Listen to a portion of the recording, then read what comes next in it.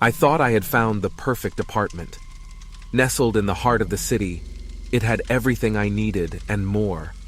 The rooms were spacious, the walls adorned with beautiful artwork, and there were even a small balcony with a view over the bustling streets below. My excitement peaked as I signed the lease and picked up the keys from the front desk. However, as I stepped over the threshold into my new home, I felt a chill run down my spine, and an overwhelming feeling of unease began to sink in. Something about the apartment felt off. Maybe it was the darkness that hung in the corners of the rooms, or the way the shadows seemed to dance with flickering candles as I went about unpacking my belongings. Perhaps it was the worn-looking oil paintings that hung crookedly on the walls, the color seeming to drain from the brushstrokes with every passing moment. Whatever it was, I couldn't shake the feeling that I had made a mistake in choosing this place as my new home. As the night grew darker, and I began to wander through the empty rooms, my uneasy feeling only intensified. Every time I glanced into a shadowy corner, I could swear that there was someone, or something, watching me. There was no tangible evidence, of course, just the feeling of being watched that sent shivers down my spine. Still, I tried to shake off my anxiety and convince myself that it was just my imagination. I cuddled up in the blanket and started to drift off to sleep, but just before I slipped into unconsciousness, I heard a faint whisper in my ear.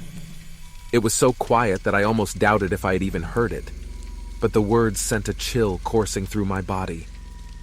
"Leave this place," it said, in a cold and menacing voice that seemed to echo in the silence of my bedroom. My heart cut deep into my chest as I began to feel paralyzed to look around from where that voice came. As the weeks went on, strange occurrences began to happen regularly. Doors would slam shut on their own, even when there was no draft in the room. Objects would move on their own accord, and occasionally, when I looked in the mirror, my sanity was slowly slipping away, as every night I was tormented by nightmares filled with demons and grotesque images. The whispers began to get louder, and soon I could hear the ghostly voices even when I was awake. I searched for answers but couldn't seem to find anything online. I begged friends to come over just to experience the eerie feeling that pervaded the apartment, but nobody else seemed to sense it. I was alone in this nightmare. Finally, one night I couldn't take it anymore. The whispers seemed to be multiplying by the minute, and more sinister voices began to call to me, urging me to give in to my fear. In a desperate attempt to free myself from the grip of whatever was haunting me, I grabbed a handful of my belongings and fled the apartment, leaving everything else behind. It wasn't until I was a safe distance away that I began to understand the truth. As I looked back at the building, I noticed something that I had never seen before. Etched into the stone above the door was a symbol that I had only ever seen in one other place, buried in a dusty old book in a curiosity shop. It was a mark of occult practices, the summoning of demons, and dark magic. I had been living in a place that was cursed, a focal point for demonic power, and now I was finally free. But the memories of my time there were something that could never be soothed or forgotten entirely.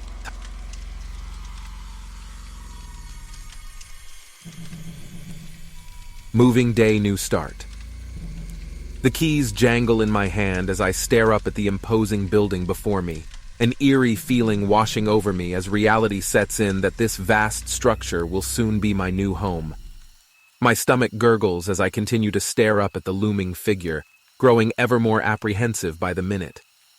Though I am elated at the prospect of finally standing on my own 2 feet, I can't help but feel uneasy about potentially living in such a huge complex, scattered with strangers who could undoubtedly hear the slightest sound emanating from within. As I begin the ascent to the 13th floor of my building, I start to anxiously clutch my belongings to me, in a weak attempt to fend off my apprehension regarding what may lay beyond my door. I pause for a moment, debating what to unpack first amidst the chaos of the displaced suitcases that are strewn out before me, trying to surround myself with a shred of the familiarity I have always associated with home. Finally, digging deep and jumping in with both feet, I grab a box of kitchen essentials and make my way to the kitchen, eager to feel as though I am slowly regaining some normalcy when I'm alone. Distracting myself from my fear by focusing on the task at hand, I shake my head and chide myself silently, dismissing my uneasiness internally as silly paranoia that is often meted out to people when they overthink or just don't know what to expect. For several relaxing hours, I explain quietly to myself that all is well as I slowly unpack belongings and get a better view of my tiny new apartment in the subtle light of dawn. Before long, however, I begin to realize I am not truly alone. Rather, there seems to be a strange presence that flits about the muted periphery of my leased space. Ghosts? A critical sick neighbor? I wonder which option excites my fear more. As I unpack my final box, I notice the strange presence intensifying into an ominous, hair-raising aura of discomfort. Before I can ponder this any longer, the terrifying echo of my phone ringing cuts through the room, forcing a scream from my jaws in a way I've never felt before. I answer the call shakily, my nerves on fire, and hear an unrecognizable voice on the other end claiming my apartment was constructed on unholy ground laid waste centuries ago, and that I must run shouldering whatever belongings I can as soon as I am capable, and never look back.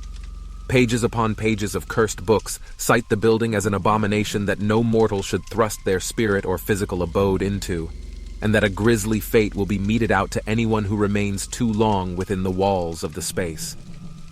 Trembling, I pack the last of my fragile glassware, scramble for the keys to my car, and flee as hard and straight and fast as I can. After gaining safe distance, I glance back for a final farewell to the nightmare-soaked annex and shiver almost violently as the phone vibrates in my pocket. It is the same voice, repeating a warning and providing detailed accounts of the various sinister events playing out within the complex with increasing ferocity each day. As I stumble over rubble towards my new apartment where the evil spirit struggles to keep up, I shake my head in desperation, finally understanding the terror and trepidation which had been rapidly escalating ever since I first laid eyes on the complex.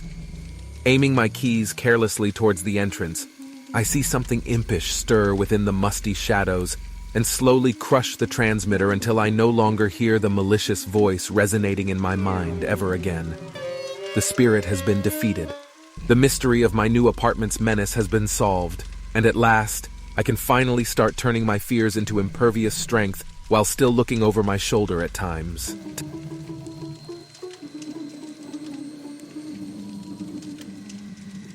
I recently moved to a new apartment where I thought I would live a peaceful and comfortable life.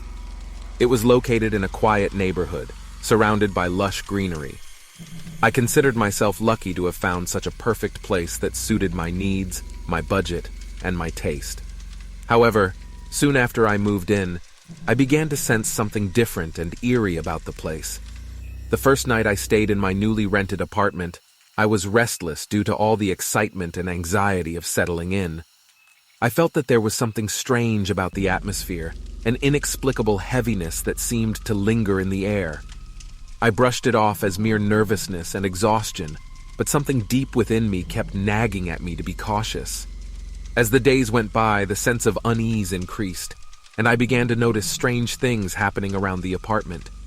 I heard footsteps that sounded like they were coming from upstairs, but no one else was living on the floor. The doors would slam or shut on their own even when there was no wind, and the taps would start running water without any reason.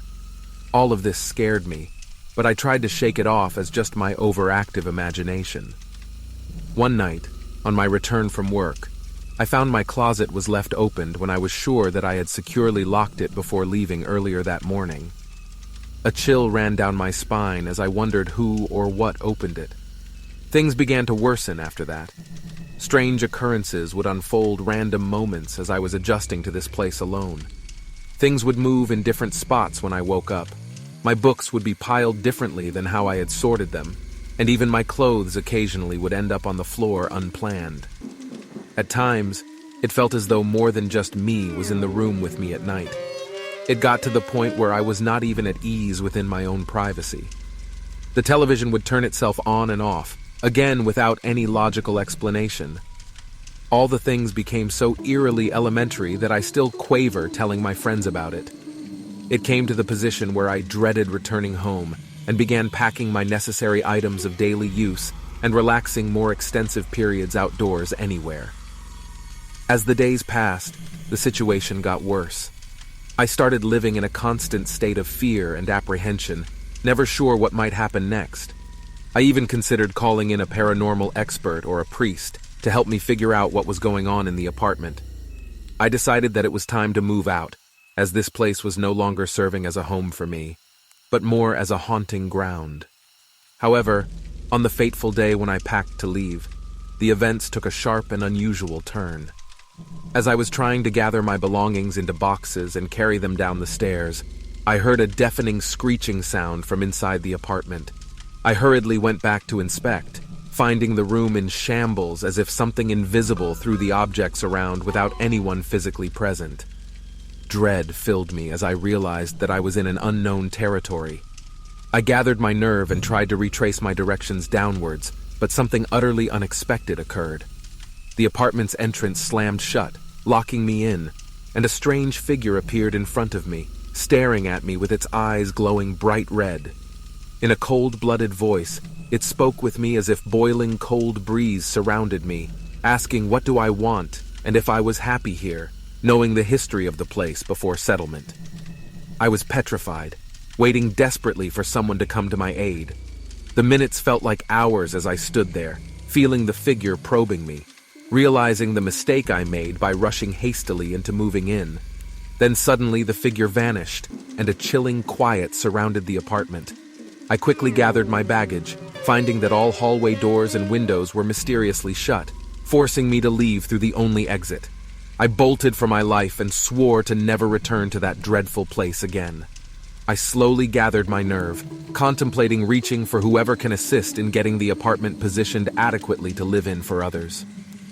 But to this day, I still shudder thinking of my experience, and never forget the haunting voice that figure kept raising.